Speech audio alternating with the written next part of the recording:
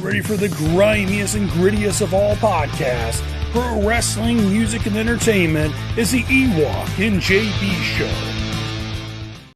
Yo, what's cracking? What it is. You haven't even seen us in a while, man. We just disappeared, like we got found, but welcome to the EWOKK and JB Show, the comeback episode. And then we're going to talk some shit, Today, who we got, Mr. John? Who we got today? We got the man, the internationally traveled, been on AEW, been on NXT.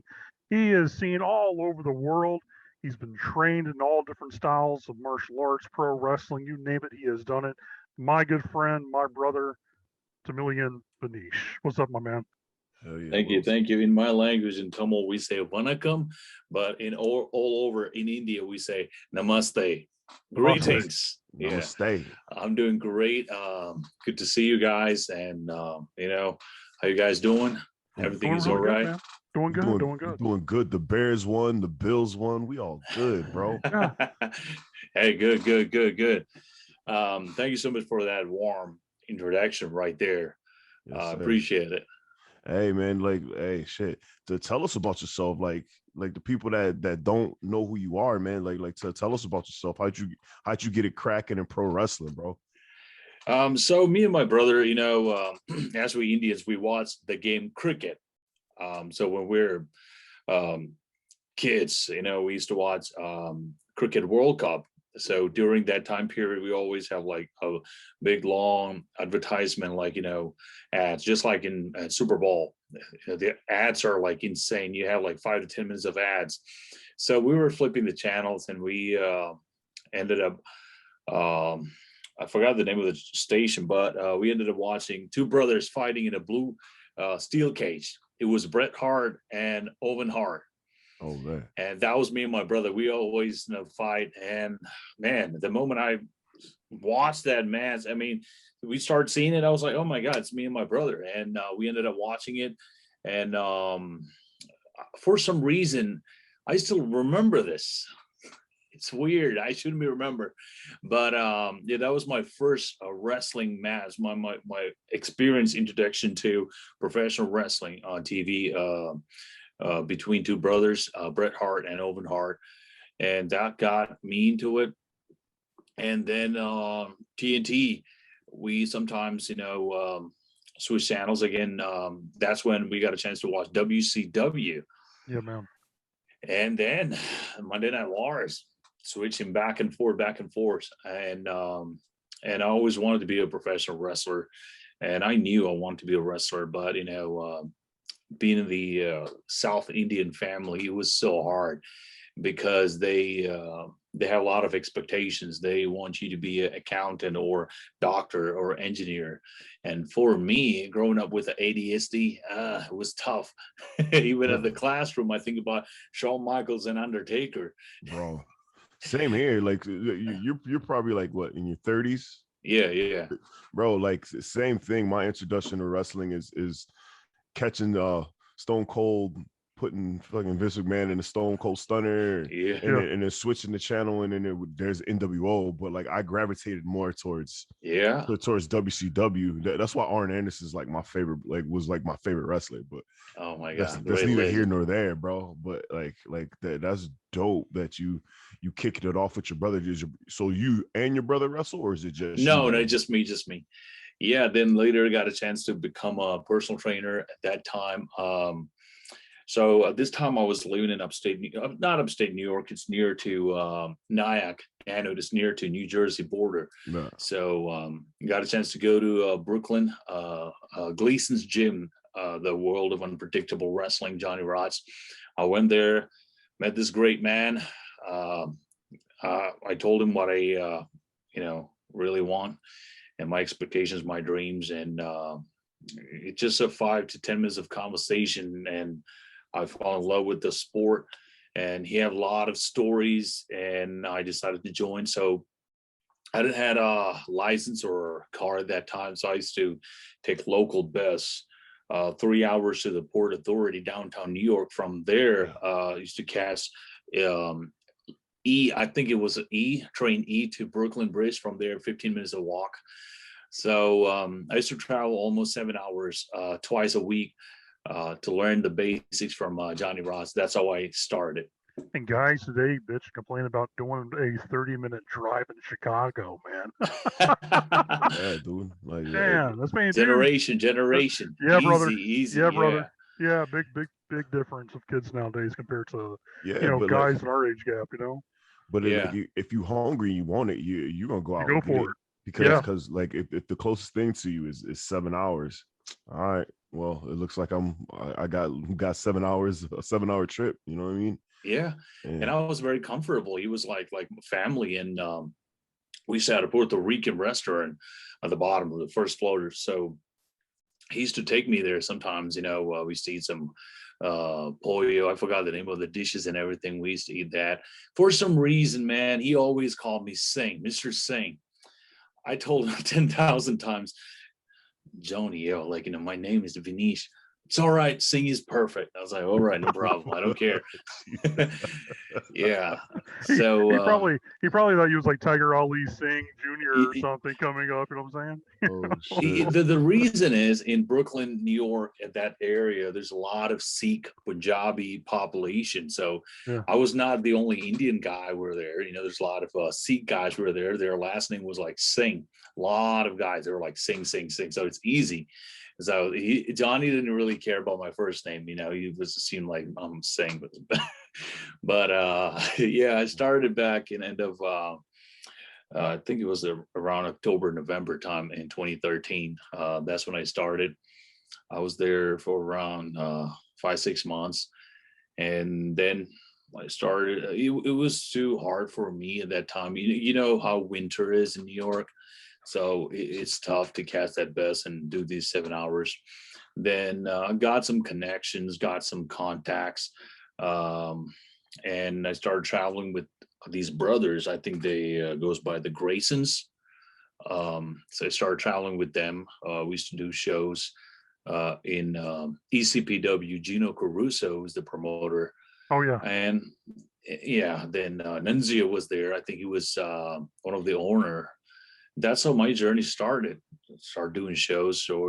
I mean, I learned the baby steps from Johnny, but the main stuff of wrestling I learned just by from traveling, just by doing shows. Okay, everything you do, there's a reason. There's a story that you need to tell to the world, and a lot of aspects I learned from on the road, traveling and working with different guys. Shit, I wrestle myself, and like I feel like that's hella true also, because like every match, I don't really wrestle in my city, like, Yeah, you know what I mean. So like I'm in Wisconsin, I'm in Tennessee, yeah, I'm in other areas, and like every match that I have is like one different, and two, I learn from each match. yeah, And yeah, it's like my match from August might be better than my match from June. yeah, And then my match, you know what I mean? So like yeah, yeah. you progress a little bit faster if you wrestle different people from different areas. And that's totally true. Is the old school traveling journeyman experience. Because Yeah, I'm starting to learn situations that like I feel like if I've still wrestled out of my school, like I probably wouldn't have like bumped into, because last Sunday my opponent double shot a show. Like, so he had a show early in the day, and then like he didn't show up until my music hit. oh, And so yeah, like that's how that went. But like I feel like we had a very good match for that situation to pop off, and it kind of just it builds you as yeah, going through like weird situations like that. Hey, this match might happen, this match might not happen, but if this match doesn't happen, you got to cut a promo. yeah, yeah. Damn, Been there. like damn, what if I never cut a promo before? But like, you know what I mean? It's just like, that's why I love pro wrestling. You never know what to expect from it. Oh yeah. For almost 2 years, I was doing battle royals, 6-man tag matches, triple threat matches. Most of the times, a lot of battle royal in Pennsylvania, New Jersey, New York. I barely got paid in 2 years, like maybe $5 or $10. As a rookie, you show up early and you help them to set up the ring. And for Johnny, we have to sell the tickets. So he print at least 300 or 500 tickets, flyers. So what we used to do is we used to take these flyers. We used to go to Target, Walmart, and Kroger parking lot, and we put all these flyers underneath the wiper blades. And we sell tickets, and we get these fans in the building. So with that paying dues, for me, I never felt like that because I was in love with wrestling, and I really loved to involve. And yeah, it was one of those times where for almost 2 years I wasn't really getting paid anything. And then I started working singles matches, and everything started changing. Then I started traveling a lot. I got a chance to travel to Tennessee, Ohio, Pittsburgh, Pennsylvania, then Wisconsin, Illinois, Minneapolis, Minnesota. So did a lot of traveling, learned a lot, and still learning. The learning process never ends. So yeah. You also spent some time learning from, if I'm correct, Rip Rogers, correct? Yes. Yeah, man. Yeah. Rip Rogers was my neighbor in Indianapolis, Indiana. That's awesome. So that was kind of like how do I say, it's a blessing for me because we were neighbors. We used to hang out, and I don't really talk much because I was a listener. A lot of stories. There's a lot of stories from Rip Rogers. So the funny part was I never knew he was my neighbor. So I'm really close with Rene Dupree. So I did a tour in Japan back in 2019. That's how I met him. We were in a dojo together. We became friends, and he said, Rip Rogers is in Indiana. You live in Indiana, so I want to come there and hang out, and we can meet Rip. I was like, really? Yeah. And then I picked him up from the airport, and I found out that he lives like 2 minutes away from me. I was like, I never knew. Been living there for like 6 months at that time, and it was awesome. Always, I picked him up from home and dropped him off from work and back and forth. Always listen to those stories. He always talked about Owen Hart, Benoit, his time in Canada, Calgary wrestling in Japan, WCW days. It was a great experience. Yeah, man. I feel like sometimes that's like destiny, because it's like, yeah, it's just weird. It's just like, yo, like I'm a pro wrestler. I'm living this dream, and somebody that like has so much knowledge like lives 2 minutes away from me. Who's like one of the greatest teachers in wrestling. Like, no doubt. You look at the guys that Rip Rogers trained. Like almost every one of them main evented WrestleMania. So it's like that dude knows his shit. Like straight up, like real deal. And the interesting point was, I was doing OVW, Ohio Valley Wrestling at that time, and I never met Rip in there because I think he was retired or he was done with OVW at that time. And when I quit OVW, after quitting, I met Rip Rogers. Damn. Yeah. What was some of the best advice Rip ever gave you? Well, there's a lot of things he told me. It's hard to say one thing, but he said, selling is important. Express yourself. Slow down. Connect it to the fans. Tell a story. That's the best thing he ever told me. Yeah. Slow down. Yeah. That's something I wish more guys do, man. So many guys try to rush through a match. I'm like, slow it down. Yeah, they don't. Take your time. It's like it's like a painting, not just dumping a paint bucket all over everything. It's take your time and paint that picture. It's super kick party now these days. Not at Chicagoland, man. No, there's only one guy that does one super kick. That's it. But now you're talking about Japan. How did that come about, man? So end of 2018, Wrestle One promotion came to the United States. They did a seminar and tryout all over the United States, in New York, Georgia, Texas. So at that time, I was living in Pittsburgh, Pennsylvania. I drove to New York around 8-9 hours. I went there, I did my tryout, and I got selected to go to Japan and train in there with Great Muda, Keiji Muda, and Kaz Hayashi. So got a chance to go there, did that dojo training for 2 weeks. So that's how I got the training. I drove to New York, and my tryout was in House of Glory, the wrestling promotion owned by Amazing Red in Jackson, Queens, New York. So I was one of the guys that actually got the opportunity. Those 2 weeks he was in Japan.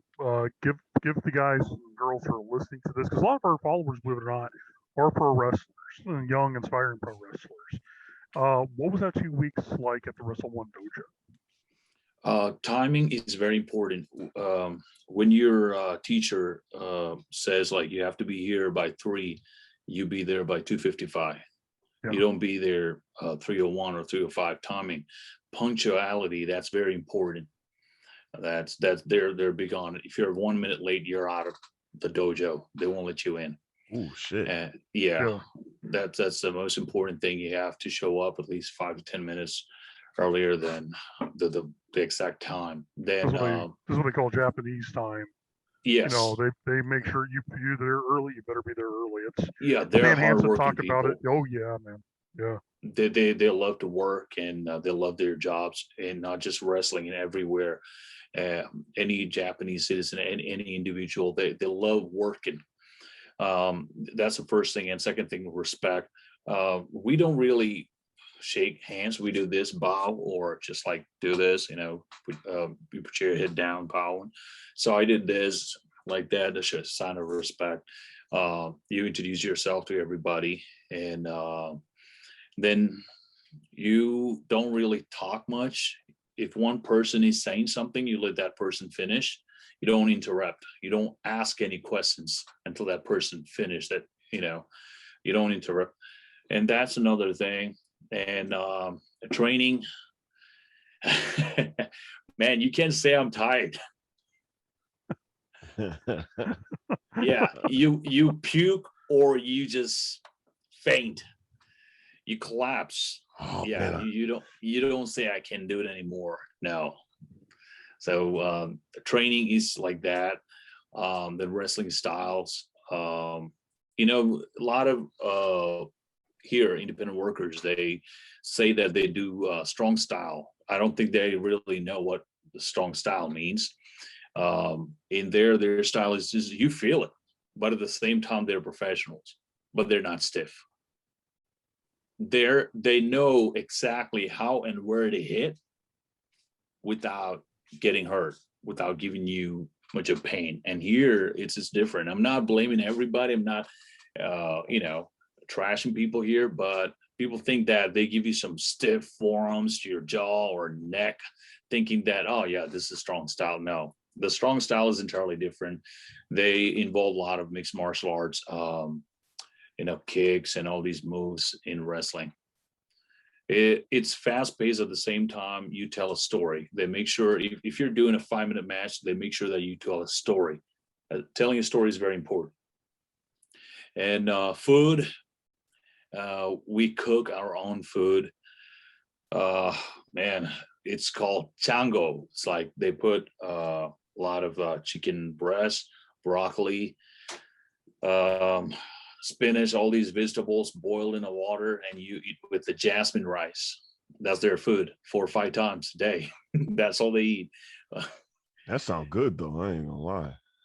Yeah, well, it's good. Hey, I'm from I'm Asian, South Indian. I always needed the spicy things, but that was for me still. It's it's all right. You're in a different place to learn, so you have no complaint. And Rene Dupree's, he always used to go out and eat a lot of ramen and a lot of barbecues and stuff, but I couldn't afford it. But yeah, food wise, and that's your food. And you train, man. It's like 6-7 hours of training every day. Oh, I like that. I'm a big fan of all that. Yeah, you drills, 1 to 2 hours of drills, weightlifting. Then wrestling, you wrestle. Hell So my 2 weeks experience was great. So did you get any matches? Couple matches? Yes, I worked with a few of the guys in there. So we had a local show called Basra. So we went there. We did one show. We did a tag match. I tagged with Rene Dupree, and another one I worked with a local talent. It was a one-on-one match. It was a great experience. That's dope as hell, dog. Yeah. Like that. That's like Japan's always been like a dream of mine. Like I rap too. Like I want the rap in Japan. Like now, like wrestling. You know, I don't Yeah. even think I could go there now. But like, Yeah, that's another thing. And I was supposed to go back to Japan last year, 2020, but COVID happened and everything is closed. So, and still it's closed. Yeah. So I don't know. I don't know when I'll be able to go back. Oh, trust me, brother. I know how that feels, man. We have a partnership with 2AW, Ricky Fuji's promotion with Chicagoland, and Nice. we were originally supposed to have a, Japanese seminar class. Ricky and one of his other young boys was supposed to come down to the Wrestle League's place to hold a camp. COVID happened, and it's like, yeah, we can't fly in, we can't fly out. We're pretty much stuck here. So yeah, I feel you on that, man. That sucks for everybody. And yeah, as the whole thing about COVID is this, for everybody who wants to travel, it's like, yeah, there's some countries are still not open. Like America's like wide open now, Yeah. but like everywhere else is like, no, you stay home. like You know. right now, Canada, it's loose, but it's real tough to get in. Yeah. Like you have to be like pinpoint because I'm going to Montreal like next week. So Nice. it's like you have to have like a test 24 like no 74 72 hours. Yeah. 72 hours before you actually like get there, and then you have to download their country's app and all this shit. You got to put all the information in. Like it's some, I wouldn't say it's a headache, but at the same time, like you just can't like, hey, I'm gonna go to Canada today and just like try to get in because they'll probably tell your ass no, you ain't coming in here. So Oh, wow. so yeah, it's Also, know some of the other countries they'll actually hold you over for 72 hours just to make damn, sure you pass the COVID test. Oh yeah, a lot of countries will do that too. Yeah. Yeah, I got a chance to talk to Chavo Guerrero the other day, and he said he's in Australia and he's in 2 weeks quarantine in a hotel or something. Yeah. damn. Yeah. Yeah, that's fucked up. And for me, I was one of the luckiest guys because I think they started the lockdown back in end of March or April 2020. Yeah, give or take, yes. Yeah, it was around beginning of April because we had a show planned. We had to cancel everything in April because of that. So yeah, it was around late March, early April when we had all those lockdowns. Yeah, because I got a chance to do a New Japan a dojo seminar with Katsuyori Shibata-san around that time. This is right before the lockdown. Oh shit. Yeah, it's around that time. But again, like, you had all these experience, but then wrestling pretty much died and you couldn't really do anything for almost a year. And it's like a lot of people had like crazy momentum too. Like I feel like me, like I want to say I was a year and a half in when it came to like doing matches. Like I felt like I was going up, and then COVID, I was kind of Same year, brother. Man. I was supposed to do a WWE SmackDown on March 20th in Chicago State Arena. Oh shit. And I've been told that I was going to involve in a squash match, and I didn't know who I was supposed to work with, but I still have that email, and I was like, oh. Damn, that sucks, dog. When it comes to like bigger, like how did you get in that little circle of like WWE and like John mentioned earlier, like AEW, Yeah. and all that stuff, like how do you get to that level and point, like how do you get noticed by those people? Do you hit them up, or like is it just like connections, like somebody sees you or a scout or something, or tryouts? So I always update my profile in WWE Performance Center website, and during that time period, I've been still traveling and the money wasn't there, but it's my love, it's my profession, and I love wrestling. So I've been doing shows, and there's one person, he actually recommended me. He knew somebody in the WWE, so put my name. Then I was like, okay, I fill an application, and I sent a couple of emails, and they liked my highlight video packages and a few matches. So I got the invitation. The sad part was end of December, I think it was right after New Year, I got COVID.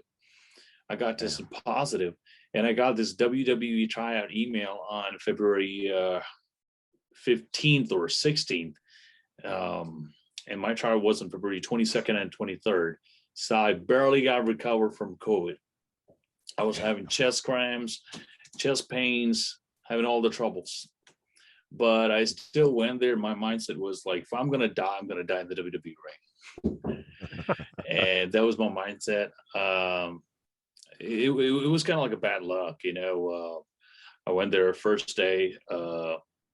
First day was kind of like, we were doing all those things. Everything was good. Regal was kind of like, okay, doing everything good, And I kind of like tweaked my ankle when me and Mysterioso, we were doing drills. But still, I did it. Then doctor called me and, put some Band-Aids, and he taped. But still, I went back and did what I could possibly. And the second day, we had a promo. They all love my promo, my expressions and everything. Got a chance to do a match in front of Shawn Michaels, Terry Taylor, Jesse James. And they love my selling style, my match and everything. And again, we had drills after that, after the matches. Man, I'm talking about 8-9 hours of drills. You get 1 hour break. And they have like two performance center, the performance center that you see on TV, and they have another warehouse 2 blocks away from WWE Performance Center. It's called Backup Performance Center. That's where they did the tryout. We were like around 12, 13 people with the Rikishi's son, Sifa Fatu, Miranda Gordy, all were there. And second day, man, after my match, and we're doing drills, we're about to finish. That's when I was like having chest cramps and chest pains. I barely could breathe. Somehow we finished it. The doctors came in and they checked my pulse and everything, and they were like a little bit mad because I shouldn't have done it. But Canyon Seaman, Fit Finley, Matt Bloom, those guys came to me and they said, "We understand you don't want it to quit. That's what we wanted. We really appreciate you." And to hear that, man, it was a great experience. And Shawn Michaels complimented me about my expressions, and it was one of the greatest moment of my life. That was my experience. And after a couple of weeks, through a friend, I got a chance to talk to QT Marshall, the owner of Nightmare Factory, and he invited me there. I went there to talk to him. Cody Rhodes was there. We had a long conversation, and then he invited me to do a tryout match. It went well. They liked my gimmick, my character, everything, and they invited me to do AW Dark back in May, I believe. Got a chance to work with Colt Cabana and Evil Uno in a tag match, and they love my ring work, expressions. They asked me to change my gear, which I did, and I got a chance to do another tag match against the Acclaimed. And they said they have a plan. They have actually plans for India, and they want to promote AEW in India. So I'm just like improving my work, lifting more weights, eating right, and working on my gimmick, my character. So you got to be ready. You never know when that call is going to happen. So in between all these things, out of nowhere, WWE contacted me and gave me an opportunity to do a WWE NXT extra work opportunity, which I did a couple of weeks ago. And again, I've been grateful, man. I'm thankful for all these opportunity. I think I'm blessed and lucky too. Hell yeah, man. You gotta keep that grind up, man. Two sides of the spectrum, you know, like you Yeah. still got you still got two sets of eyes of of companies looking at you and try to get you some work. So that's awesome, bro. Because there's a lot of people that don't know what like hard work has to go through all this. People think, hey, I could do a flip, I could do this, I could do that. Hey, my highlights on Twitter, like sometimes that highlight's not going to get you where you need to be. So sometimes you have to drive the 7 hours. Sometimes you have to train for 8 hours with damn near dying. Like, Oh you know what I yeah. mean? Like people don't realize the hard work that goes into it. They just have a lot of us, like as wrestlers and entertainers, like have a little bit of delusion of some things, you know what I mean? It's like, yeah, like maybe I do need to put a little bit more work in and actually thinking it's gonna come to me. Because most of the times it don't come to you. Like, and plus you don't know who's watching you.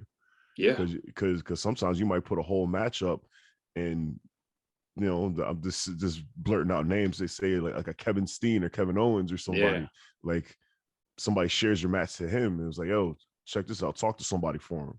You know, like you never know who's watching. Like that's how it is, man. That's why I love wrestling, bro. Like And you got wrestling. to invest too. You know, there's a reason why they say professional wrestling. You are a professional, Yeah. just like a doctor, just like an engineer, just like any other profession. Professional wrestling is a profession, and you have to invest yourself in the gear. You know, all these pads, all these jackets, ropes, everything. You need to invest yourself. You need to invest in your gimmick and your character. You can't just go to Walmart and get a shorts and sleeves and buy some kick pads and knee pads from Dixon. You can't just do wrestling. Yeah. And like there's a lot of people that feel like that's okay. There's like, all right, well, my match was cool. I got like 5 titles, but you know, I should be good. No, like, no, bro. Like, so a lot of these people are looking for the total package. Yeah, that kid's match is good and he's got a decent physique, but like his gear's trash. Yeah, Or the gear that Vineesh has, man, is it pops. It looks great. Like yeah, Thank you. Thank the you. yeah, dude, I love it, man. The ring jacket you got with it and everything, that looks Yeah. killer, man. Looks My looks girlfriend, so she awesome. made it. Yeah. Dude, damn, phenomenal. You know, man. saying Yeah. that's some talent, straight off. I need to find a girlfriend that makes gear. It's a thing that I I have a unique story. You know, when it comes to India, couple of things that pops in people's head: Slumdog Millionaire, gas station, grocery store, motels. So for me, that's not what I represent. I have a Oh, different, unique thing. Just like in the name Tamilian, uh, QT Marshall gave me that name, Tamilian, because we were talking. We were like, you know, hey man, you know, we can do the Indian Nightmare gimmick because American Nightmare is already there, Cody. And before I go to that story, a lot of people think that I came up with the Indian Nightmare gimmick because of Cody, which is not. I was a huge fan of Gordon Ramsay, and he had a kitchen show called The Kitchen Nightmares. So he went to one of those Indian restaurants in New York, and he was tasting some curries, and his expression was like, "Oh my God, this curry's a bloody hell! It's a Indian nightmare." And I was like, "Oh, that's my name right there."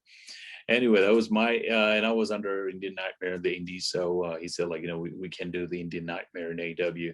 Then he asked me about my background. Then I was telling him like, you know, I speak Tamil, which is one of the oldest spoken languages in the world, more than 5,000 years old, which is the official language of Singapore, Malaysia, Sri Lanka, and the south part of India. And it have a rich culture. You know, just like I say in my promos, it's represent one of the oldest civilizations too. So he was like, okay, you know what? Uh, you should go with Tamil Vineesh or Tamilian Vineesh. And that's, I was like, okay, I came up with Tamilian Vineesh. It has nothing to do with gas station, grocery store, or some millionaire. It's entirely a different culture. India is a yeah. big country with like, you know, different languages, different culture, different food. Everything's entirely different. A lot of people don't know this until right now. Those people who's going to watch this or watching this right now, obviously just go to Google, type Tamil or Tamilian. Around 76 million people around the world speaks this language. in Singapore, Malaysia, Sri Lanka, and the south part of India. Amazing. But the sad part is, in some places, I don't want to name it, but in some places, some companies, some areas, they portray the Indian like, oh, you're from India, then you must be speaking Punjabi, and this is your culture, which is absolutely not true. Punjabi is the language of Punjab state, which is north part of India. Only in one state, around I don't know how many million people there. They're the only one group of people speak that language. Yep. India have 30 states, more than 50 different languages. I'm not talking about different dialogues or different accents. It's entirely different language, like German, Spanish, Japanese, Italian, just like that. Yeah. Punjabi is just a language of one state. So I just want to change that perspective. I want to tell the story of my people, my culture.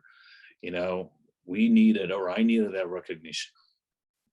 I think honestly, man, pro wrestling is desperately needing an Indian babyface. No, seriously, Yeah. and it is. I mean, you look at the culture, like you said. There's so much culture in India. There's so much that Americans don't know. Like they're stuck on thinking everyone's Apu from The Simpsons, or they're the guy who's their doctor they see at the hospital. They don't understand, like, there's so much out there. There's so much, and not just language, but like you said, the arts, the history of even martial arts. There's different martial arts in India. Yeah, it's called Color Quiet. Yeah. Yeah. I mean, there's so much. I mean, to me, I was talking to my wife, and I was telling her, I was like, that's what we're needing right now in pro wrestling is a true, like, Indian babyface that just kicks ass and represents, the people that don't get represented, and to me, like, that needs to happen. It really does. I think so too, because in Tennessee, I had a show. After my match, I was in my locker room. So Teddy Long came, and he was there. Ron Simmons was there. Teddy Long came to me, and he pulled me in. He said, "Hey, playa, I liked your style. I like whatever you did out there, but there's one thing he's missing." And I was like, "What is it, sir?" "You need to come up with that turban." I was like, "Okay." No, dog, you No, don't ever sell yourself out that shit. And I was like, "Okay." I didn't say anything, like, it's fine. And I was like, and I'm nobody to say anything back to WWE Hall of Famer, and it's just like, all right now, I just said, okay. I didn't say anything else, but it's like, that's a perspective. I mean, you're talking to a WWE Hall of Famer. Yeah, and like in WWE, sometimes sometimes they like the stereotypes. You know what I mean? I guess they're learning too. Yeah. Because when I did the NXT Extra Work, I got a chance to talk to Ranjan Singh. I don't know if you remember him. Oh yeah. He used to be the manager of Great Khali. Oh yeah. I remember him. Yeah, so he still worked for WWE. So when we talked, he was like, "Yeah, man, we were looking for unique personalities. A lot of people, they only know about the Punjabi culture. So we're working on it." That's what he said. That's good though. Yeah. Like I feel like overall in pro wrestling, instead of like this is just coming from African American, man, like instead of doing the black militant gimmick, or instead of like doing like a super thug gimmick, yeah, but like like me, I'm a hip hop artist, and like I do goony shit, but like that's me, you know what I mean? Because there's a lot of people, it's like, you from the suburbs and you got black militant gimmick, or you a gangster, you know what I'm saying? Like, be you, like you don't know, like, tap into your culture, tap into your family, what your family is, you know what I mean? It's just like sometimes like people just switch to what they're not. They try to go towards a stereotype, and then try to go towards an actual, like, a character that's like very outside the box of what they got in their head of a stereotype. So it's just like, I feel like pro wrestling needs more people thinking out what their character is going to be, instead of just like taking the easy way out and being a stereotype. There's way too many black militant gimmicks in wrestling right now. Everybody's got the same bulletproof vest. Like True. like real shit. Like if I see one more black wrestler with a bulletproof vest, I'm like, Gonna I'm lose your probably shit. I'm probably gonna fight. Like, I'm gonna tell you to book them. Book them. I know there was a tag team in Booker T's Reality of Wrestling. They had that bulletproof vest. I forgot what they goes by, but I remember seeing them there. Man, it's just like every promotion has one. Yeah. Shit, I wanted a bulletproof vest, but I can't wear it now. If you called them out on it. Yeah, yeah, man. Shit, man. Oh Whoa, man. bro. Vineesh, where are you now staying at for wrestling now? Like what area? Because I know you travel around a lot, so you're in different areas every couple of years, it seems like. But where are you currently based out of now? Atlanta, Georgia, Marietta, Georgia. Okay. Damn, Yeah. everybody in Marietta. Damn. Yeah. See, the thing, the real reason I moved down here, I didn't move down here for wrestling. I moved down here for my girlfriend. Okay. So I was living in Memphis, Tennessee, and I was visiting her. And when I got COVID, you know, she and her family, they took care of me really well. And we were in a long distance relationship at that time. And I was like, you know, man, it's a time. And I finally made a decision. I moved down here, and everything happened so fast and quick. It's just kind of like within 2 months, got the WWE tryout. Within 3 months, I was in AEW. Yeah, everything happened so fast and quick. The wrestling happened to me after moving down here. It's amazing. Shit, yeah. That's what I feel like Atlanta. That's what wrestling is. I feel like a lot of wrestling opportunities are down in the South. To be honest with you, it's one of the, how do I say this? I'm just saying from my experience. When I moved down here, I contacted a lot of promotions. I don't want to drag their names. They want me to go there, do a tryout, pay a certain amount of money, attend their champions seminars. And I told them, like, hey, I did the WWE tryout. What made you think that I will just come to you and do a tryout to get booked? So I barely work in the state of Georgia. I mean, I'm sure there are a lot of good promotions out there. I talked to a few promoters and a few promotions, and they wanted to bring me in. Eventually, it'll happen. But now, even still, I travel a lot to Florida. I work with WWN, World Wrestling Network, American Compact Wrestling. And I'm about to go there next month, do a show with another promotion. And then North Carolina, I travel to North Carolina for shows, Tennessee, still Ohio once in a while. And yeah, I haven't got a chance to work in Alabama. I worked in Mississippi and Memphis. But Georgia, so far I've done Georgia Premier Wrestling, GPW. Okay. That's dope. We're gonna have to get you up here in Chicagoland 2022, man. Yeah, brother, I can't wait for that. Oh shit. No, hey, I love to see you there, bro. Like, for real, man. Maybe pick your brain a little bit, man. Like maybe some off-topic shit, you know. Yeah. Vibe out with us, you know. Yeah. Because we got a good locker room, man. Good people that are willing to hear other people's stories, willing to learn, you know, willing to network. You know what I mean? Because like pro wrestling is a bridge when you talk. Like when you talk, instead of sitting in a corner in a locker room, you need to be talking with everybody, laughing it up, joking it up with everybody, because you never know what that bridge might go. Because it's just like I'm very fortunate. It's just like talking to certain people, like John. Is just like that led to a bridge to something else, and then me doing what I do, like it leads to something else. Next thing I know, I'm in Wisconsin, like fucking wrestling 4 shows a month. Yeah. You know what I mean? And it's just like, oh damn, how'd I get to Tennessee? Oh shit. You know what I mean? It's like sometimes it's that networking, man, because like you can't be silent, bro. Yeah. I got a chance to work in FDW and Legacy Pro Wrestling, All Legacy Pro Wrestling in Wisconsin. Yeah, it's like the Minnesota border, right? Yeah, Minnesota border. Yeah, it was man, that was kind of like a big long tour that I did.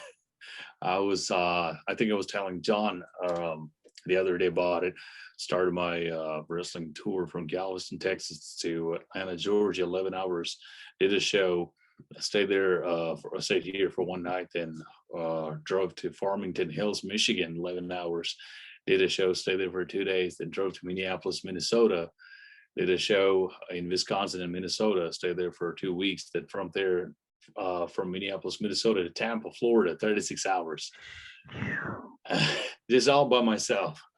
I think you and Yo-Yo probably have the most mileage put onto a vehicle, man. Like, damn. I don't use that car anymore. It's died on me. And like a lot of people are afraid of that shit. Like, hey, my car's not dependable. Like, you'll never know, man. Sometimes you gotta kill a car. Oh yeah. For your dream, dog. See, I finally got a chance to meet Bret the Hitman Hart back in 2018. So he'd been my hero. You know, he's the first person that I watched on TV, and I knew he was about to do a European tour. It was my last chance. So he was doing some charity event or something in Calgary, Alberta, Canada. At the time, I was in Pittsburgh, Pennsylvania. I drove 37 hours. I went there, met him, took a picture, got an opportunity to drink coffee with him, his family. Oh man, that's awesome. Yeah, that's awesome. Always heard that Brett's ultra nice guy, man. Like, he's good. Oh yeah, yeah. He's a serious man. He's a serious man, but he seems fun too. He seems like a fun dude. I started crying when I saw him. It was it broke my heart to see him the way he's right now. You know, and I didn't even ask him. He told me, like, I'm okay. I'm a grandfather now. Life is good. Life is good. Great. And tears are coming out of my eyes because the Bret Hart that I grew up watching, like I saw him on TV, the world champion, the U.S. champion, the ultimate baby face, the heel, you know, he's barely walking. Damn. Yeah, he had that stroke not too a couple of years ago. Yeah. He was riding his bicycle and had a stroke. Yeah. Yeah. Wow. Thank God for his wife, man. His wife took great care of him. Like, that woman is a saint. Yeah. The way she helped him out. You know. Yeah. Yeah. Yeah. Man. You know, the thing is, sometimes people always say it's like, you know, never meet your heroes. But I always hate that because it's like, sometimes your heroes are actually awesome people when you, you get definitely when you get a really cool hero that's actually like a good person, you know. And to me, like, you meeting him, I'm happy just knowing that you met him. To me, that warms my heart, man. Because seriously, there's so many guys who are like, I'm afraid to meet the guy I look up to. He's probably gonna be a jerk. I'm like, how you know? You know, you might catch him on a good day. He might be the coolest dude in the world, you know? Sure, I can't wait till the moment I meet Taz, bro. He's good. He's good. He's very down to the earth person. I got a chance to train with his son. So we're talking. Another thing about wrestling is I love history. So I'm a huge fan of Mike Tenay. So when Mike Tenay was the WCW, he was the Wikipedia, he was the internet before Wikipedia was a thing. He tells story about every wrestler, and I was like very fascinated by this. Like, okay, Rey Mysterio grew up here, and he had this style and that. I was like, man, and that got me into learning all these wrestling history. So I knew the whole story about Taz from NAWA days, Taz Maniac, Taz, then ECW, and all these things. And I was talking to his son, and he was like, "Okay, I'm okay." He was asking me, "What are the tapes?" Okay, I need to go back and watch it. Man, you know more things about my dad and I was like, yeah, man, it's just. Then when I went there to do Dark, and he was very kind. Yeah, awesome. All these legends, Double A, Arn Anderson, and Jake the Snake. Jake the Snake is amazing. He's one of the awesome legend that I ever met. Then Sting, Paul White. Paul White, I was so scared to talk to him, but when I talked, we were talking, and all these legends, man, they're fucking amazing. They're great, and I don't know if I ever gonna go back to WWE or AEW, but for me, meeting them, talking to them, for me, that was kind of like my life is complete. That was my feeling. And I'm grateful. I'm thankful. Like, these legends treated me so nice, and they're all humble. They don't have to. They conquered everything. How amazing is a young guy watching wrestling with his brother on TV years ago, never thinking you probably would ever do it, but you go out there, you make the hustle, you sacrifice so much to be a wrestler, and then all these years later, the guys you grew up watching are now calling you a brother and a peer. Not Yeah, just hell. Like sometimes, I mean, even I get it sometimes. And it's like so I pinch myself. I'm like, am I just talking to this person and they're calling me and they're wanting to shoot the shit and just become friends? And it's like, what a weird world, man. Like it's a beautiful thing about the art of wrestling. It's this the guys we grew up watching sooner or later will end up becoming colleagues and peers and friends. It's when I started training, when I became a wrestler and started doing shows, I looked up to Chris Canyon a lot. I loved his wrestling style, his persona, and Glacier too. And now, again, I'm so lucky. Glacier is my mentor, he's my coach, and I can say that he's an amazing friend. And again, whenever I go to Nightmare Factory, whenever I got a chance to talk to him, I just listen. He's just amazing. It's awesome to listen to those stories. You can learn so much from these legends. I'm so blessed. absolutely.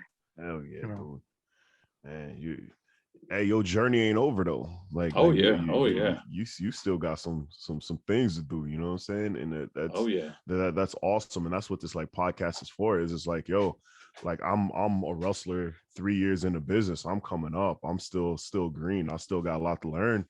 And like having people like yourself on this show, man, like really helps me and really gets more of a perspective of how hard I gotta go, like to the next level, bro. And like real shit, man. Like, thank you for being on the show. yeah. And then like No problem. and then we always ask this question, Yeah, like every episode. What do you think is missing in professional wrestling? storytelling. The stories aren't there anymore. I want to go back, and like I said, I don't care if people are gonna get offended by this. I'm a huge fan of Chris Benoit, and I don't know him. I never met him, so whatever happened to his personal life, it's not my business. He was a great wrestler. I love to go back and watch Kurt Angle versus Chris Benoit, 2003 Royal Rumble. That's one of the best matches I ever watched in my life. Oh And yeah. WrestleMania 20, the triple threat. God, insane. So many stories, man. So the Eddie Guerrero's, Benoit's, and I don't know, it's Chris Jericho's. All the stories is not there anymore. It's about the moves, the flips. You have 15, 20 minutes. All right, let's do 10 different high flying crazy shit and make these people chant, "This is awesome," or "Holy shit." That's what wrestling shows become right now. Rick Rogers told me that he don't watch wrestling. He haven't watched wrestling in 15 years. He can stand. And one day, I don't want to say which promotion, so he calls me V. So he said, "Hey V, I want you to watch the whole show. I want you to take a paper and pen and write it down about every match and tell me how many times you witnessed a repeated spots from match number 1 to match number 7, and let me know." I watched the entire show, and I was surprised. Same moves, same spots, at least in 5 matches. Damn. And he told me, "You know why I don't watch wrestling? Because of shit like this." Yeah. I mean, you watch how many matches nowadays all start up with a lockup. Yeah. When's the last time you ever watched someone just walk up and punch someone right in the face? And the match starts as a brawl. It's not even Yeah. a wrestling match. Last one was actually him and Jay Cross from our show. Not sure Yeah, show over. like But they literally started out with a fight. It was just how it was. Like I'll be telling people, I was like, yo, like I kind of like now as of late, I've had my style of match where it's like, all right, well, he ain't gonna lock up, he ain't gonna do no run around. I think they're just gonna smack dog shit at each other.